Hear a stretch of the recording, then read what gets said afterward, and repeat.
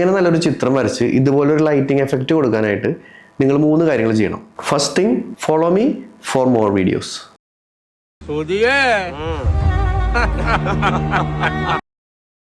Second thing, ഇതുപോലെ നല്ലൊരു ചിത്രം വരയ്ക്കണം.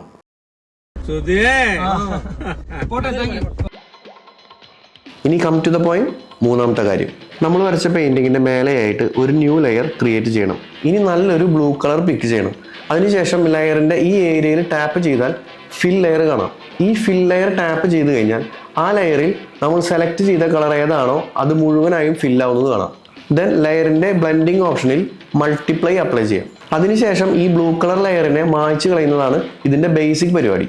നിങ്ങൾക്ക് വേണമെന്നുണ്ടെങ്കിൽ ഈ ഇറേസിംഗ് ബ്രഷ് ഉപയോഗിച്ച് ഇതിനെ മായ്ച്ചു കളയാം. ബട്ട് ഞാൻ പറയുകയാണെങ്കിൽ ലെയർ മാസ്കിംഗ് ആണ് ഏറ്റവും നല്ല പരിപാടി. ഈ ലെയർ മാസ്കിങ്ങിനെ കുറിച്ച് നല്ലൊരു വീഡിയോ ഞാൻ ചെയ്തിട്ടുണ്ട്. ആ വീഡിയോ ഞാൻ ഇവിടെ കൊടുക്കാം. ഇതൊന്ന് ടാപ്പ് ചെയ്താൽ മതി, ഈ വീഡിയോ നിങ്ങൾക്ക് കാണാൻ പറ്റും.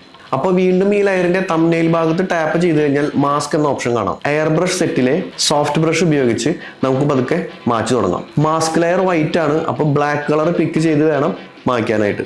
അങ്ങനെ മായ്ച്ചു കളഞ്ഞെല്ലാം തിരിച്ചു പിടിക്കാനായിട്ട് കളറിൽ വൈറ്റ് കളർ സെലക്ട് ചെയ്ത് ബ്രഷ് ചെയ്താൽ മതി. ഇതെല്ലാം മാസ്കിന്റെ ആ വീഡിയോയിൽ ഡീറ്റെയിൽഡ് ആയിട്ട് ഞാൻ പറഞ്ഞിട്ടുണ്ട്. അപ്പോൾ നിങ്ങൾ പെയിന്റിംഗ് എല്ലാം കഴിഞ്ഞതിന് ശേഷം ഈ ലൈറ്റിംഗ് എഫക്റ്റ് ഒന്ന് ട്രൈ ചെയ്ത് നോക്കാം.